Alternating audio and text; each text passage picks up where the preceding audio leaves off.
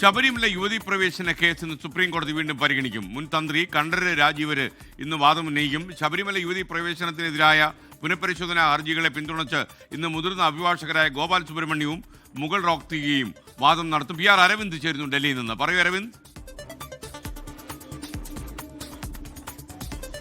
ശബരിമല യുവതീ പ്രവേശനവുമായി ബന്ധപ്പെട്ട ഹർജികളിൽ സുപ്രീം കോടതി വാദം തുടരുകയാണ്. ഹർജിയെ എതിർത്തും അതുപോലെ തന്നെ അനുകൂലിച്ചുമുള്ളവരുടെ വാദങ്ങൾ കഴിഞ്ഞ ദിവസങ്ങളിൽ നടന്നിരുന്നു. ഇന്ന് മുൻ തന്ത്രി കണ്ഠരര് രാജീവരാണ് തന്റെ വാദങ്ങൾ സുപ്രീം കോടതിയിൽ ഉന്നയിക്കുക. പ്രധാനമായും അദ്ദേഹം നേരത്തെ തന്നെ യുവതീ പ്രവേശനത്തെ പൂർണ്ണമായും എതിർത്ത് ഈ വാദങ്ങൾ എഴുതി നൽകിയിരുന്നു. അദ്ദേഹം പ്രധാനമായും ചൂണ്ടിക്കാണിച്ചത് ശബരിമലയിൽ നേരത്തെ തന്നെ ഈ യുവതീ പ്രവേശനവുമായി ബന്ധപ്പെട്ട വിലക്കുണ്ട്. ഇത്തരത്തിലുള്ള ശബരിമലയിലെ ആചാര്യം അനിവാര്യമാണോ ഒന്നാണെന്ന് തീരുമാനിക്കാൻ കോടതിക്ക് കഴിയില്ല എന്നതാണ് കണ്ഠരര് രാജീവർ കോടതിയിൽ വ്യക്തമാക്കിയത്. സംസ്ഥാന സർക്കാരും കേന്ദ്ര സർക്കാർ അടക്കം ശബരിമല യുവതീ പ്രവേശനത്തെ എതിർത്ത് വാദങ്ങൾ നൽകിയിരുന്നു. ഇതുകൂടെ തന്നെ മുതിർന്ന അഭിഭാഷകരടക്കം തങ്ങളുടെ വാദം ഇന്ന് കോടതിയിൽ ഉന്നയിക്കുമെന്നതാണ് മനസ്സിലാകുന്നത്.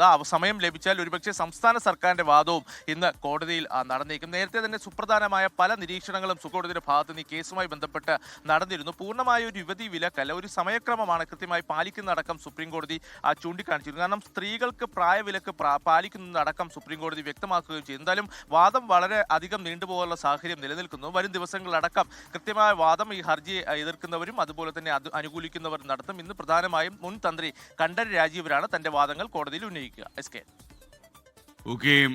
PR അരവിന്ദാണ് വിവരങ്ങൾ നൽകിയത്.